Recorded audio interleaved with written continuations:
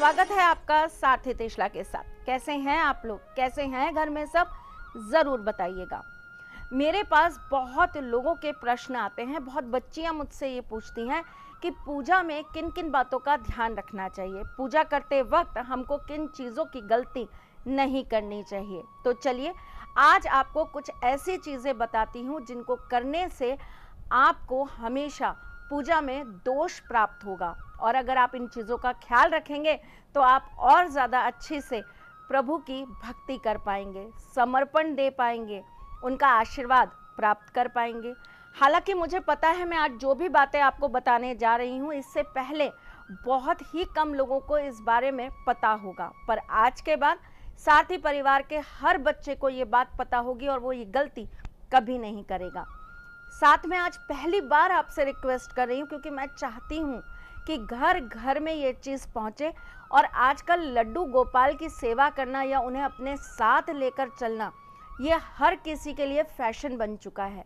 तो उन्हें ज़रूर समझाइए कि प्रभु भक्ति, प्रभु सेवा, लड्डू गोपाल की सेवा, ठाकुर जी की सेवा कोई फैशन नहीं है। इसके लिए बहुत तप करना पड़ता है, बहुत बातों का ख्याल रखना पड़ता है, और इन्हीं सब बातों का ख्याल रखने के लिए आज मैं आपको ये सारी गलतियां बताने आई हूँ। लेकिन इससे पहले आपको ये बता दूं कि मैं कौन हूँ। मैं आपके एस्ट्रोलॉजर हूँ, वास्तु शास्त्री हूँ, चेहरा भी पढ़ती हूँ, आवाज़ भी पढ़ती हूँ और हाथों की लकीरें भी पढ़ लेती हूँ। चूँकि आपकी सारथी हूँ इसीलिए आपको जीवन का सार देने चली आती हूँ। लड्डू गोपाल को टोकरी में अपने साथ ले जाते हैं, जगह जगह उन्हें लेकर घूमते हैं और पैरों में चप्पलें पहने रहते हैं। आपकी ये सबसे बड़ी गलती है। लड्डू गोपाल को अगर आप अपने साथ घुमाने ले जा रहे हैं, अगर आप उनको अपने घर का सदस्य मानते हैं और उन्हें अपने साथ ले जाना चाहते हैं, तो कभी भी आप अपने पैरों में चप्पल मत पहनिए। अपनी बॉडी के ऊपर चमड़े की किसी चीज़ का किसी भी तरीके से उपयोग मत करिए। आप शुद्ध होने चाहिए अपने शरीर से भी, वाणी से भी और आत्मा से भी। शरीर से शुद्ध होने के लिए आप कोई भी ऐसी चीज़ का सेवन नहीं करेंगे जिससे आप लड्डू गोपाल को स्पर्श ना कर पाएँ। माना कि वो आपके बच्चे की तरह हैं, माना कि आप उनको घर का सदस्य मानते हैं, लेकिन ये मत भूल जाइए कि वो हैं हमारे ईश्वर, हमारे आराध्य। चाहे बाल रूप में ही सही, हमें उनकी हर चीज़ का ख्याल रखना बहुत ज़रूरी है। चलिए जी, दूसरी गलती लोग करते हैं, मैंने अक्सर देखा है, बाहर जाएंगे, लड्डू गोपाल को साथ ले जाएंगे और फिर रेस्टोरेंट्स वगैरह में वहीं टेबल पे थोड़ा सा साफ करा, कपड़ा मारा और लड्डू गोपाल को रख दिया, और वहीं बैठकर आप उनके सामने झूठा भोजन कर रहे हैं। आपको पता है, झूठा भोजन खाने वाले ठाकुर को कभी भी भोग तक नहीं लगा पाते। मैं आपको एक छोटा सा किस्सा सुनाती हूँ। मेरे यहाँ जन्माष्टमी का कार्यक्रम था और मेरे कुछ बच्चे, क्योंकि जगह का अभाव था तो कुछ बच्चे किसी और जगह पर रुके थे। उन्हें पता नहीं था और उन्होंने वहाँ पर होटल से मंगाकर खाना खा लिया था, और इस बात पर मैंने उन्हें बहुत डांट लगाई थी। सबने मुझे बोला भी कि जन्माष्टमी का दिन है, आप इतना क्यों डांट रही हैं, इतना क्यों गुस्सा हो रही हैं। पर जब मैंने उनको रीज़न बताया तो उन्हें भी लगा कि हमने गलती कर दी। आप जब ठाकुर को भोग लगाते हैं ना, आप जब उनके भोग की सेवा लेते हैं, जब आप उन्हें खिला पाते हैं, तब आपको बहुत सारी चीज़ें अपने जीवन से निषेध करनी होती हैं। क्या क्या गलतियां हम कर जाते हैं जाने अनजाने में, चलिए आज आपको बता देती हूँ। कुछ लड़कियों को ये लगता है कि हम टाइम पर भोग नहीं लगा पाते, हम उन्हें नियमित रूप से नहला नहीं पाते, हम उनकी सेवा नहीं कर पाते, हम रोज़ाना उन्हें वही माखन मिश्री का भोग लगा देते हैं। कुछ लोग तो ऐसा कहते हैं कि जो जो आप खाते हैं वो सब ठाकुर जी को खिलाइए। हाँ बिल्कुल खिलाइए, सब कुछ खिलाइए, लेकिन फिर भी इस बात का ध्यान रखिए कि आप सेवक हैं और वो भगवान। उन्हें हमें उसी अपने संस्कारों में, अपनी उसी लिमिटेशन में रहकर पूजना होगा, उनको उसी तरीके से अपने साथ रखना होगा। इसीलिए घर में भगवान को रखना इतना आसान नहीं होता। इसीलिए वास्तुशास्त्र के अंदर पहले कहा जाता था कि घर के अंदर मंदिर का निर्माण बहुत सोच समझ कर करिए, क्योंकि प्रभु सेवा करना उतना ही कठिन है जितना कि एक छोटे से बच्चे की परवरिश करना। उसकी परवरिश करते वक्त माँ को बहुत सारी चीज़ों का ध्यान रखना पड़ता है। ज़्यादा तीखा नहीं खाना होता। क्यों? क्योंकि उस बच्चे को वो दूध पिलाती है, उस बच्चे पर उसका असर आता है। ज़्यादा ठंडा नहीं खाना होता। क्यों? क्योंकि उस बच्चे को उससे दिक्कत होगी। इसी तरीके से बस जब आप अपने बाल गोपाल को अपने घर रखें ना, तो इन बातों का ध्यान जरूर रखें। क्या है ये बातें? चलिए,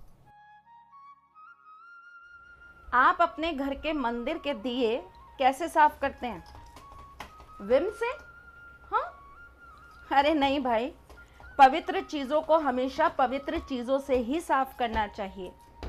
भगवान का काम कर रहे हैं, हमेशा यूज़ करिए। आप अपने घर में करे हुए अनुष्ठान की राख या मंदिर में से जहाँ पर हवन कीर्तन हुआ हो वहाँ से ले आइए भस्म, उससे आप दिया पवित्र करिए और उसके बाद आप इस दिए को अपने ठाकुर जी के सामने प्रज्वलित करिए। देखिए, जितनी पॉजिटिविटी आप रखेंगे उतना ही पॉजिटिव आप पाएंगे। आप जब ठाकुर जी का भोग बनाते हैं तो नमक कौन सा डालते हैं? आयोडीन? सफ़ेद वाला?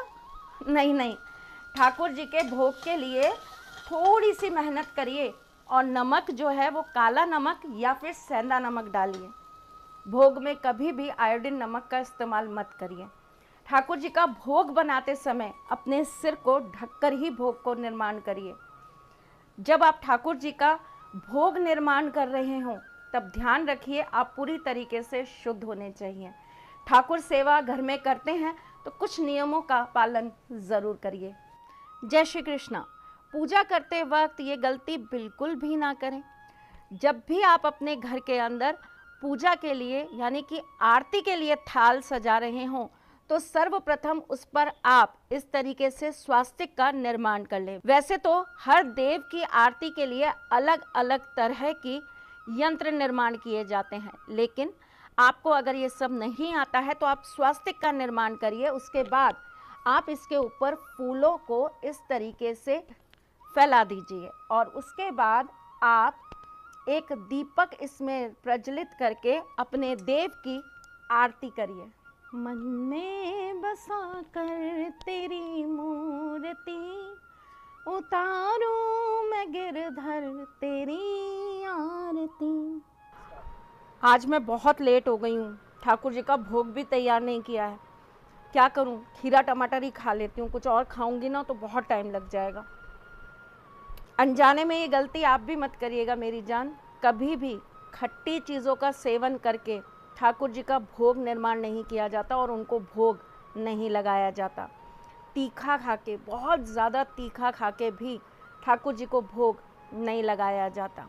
जब तक आपके अंदर शुद्धिकरण नहीं होगा, आप उन चीज़ों के लिए तैयार नहीं होंगे जिससे आपके प्रभु आपसे खुश हो जाए या आपके भोग को स्वीकार कर ले, तब तक आपका भोग लगाना व्यर्थ हो जाता है। छोटी छोटी बातें हैं, शायद कुछ लोगों को सही ना लगे, पर करके तो देखिए। जब वो मेरी सुनते हैं तो ये करके आपकी भी सुनेंगे। ज़रूर करिएगा।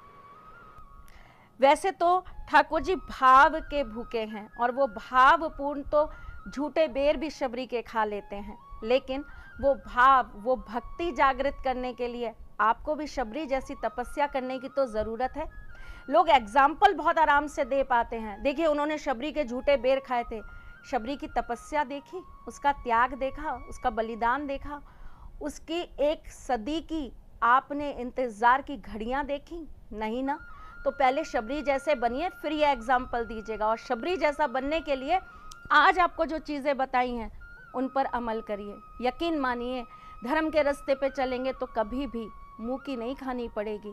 धर्म के रास्ते पे चलेंगे तो कभी भी ठोकरें नहीं मिलेंगी। धर्म के रास्ते पे चलेंगे तो कभी भी आपकी हार नहीं होगी, क्योंकि आपकी राह में आपको राह दिखाने के लिए राधे कृष्णा यानी कि राधे कृष्णा खड़े हैं। फिर आती हूँ कुछ नया, कुछ अलग, कुछ अद्भुत लेके। तब तक के लिए मुस्कुराते रहिएगा। मैं जल्द आपके पास आऊँगी। तब तक के लिए राधे कृष्णा।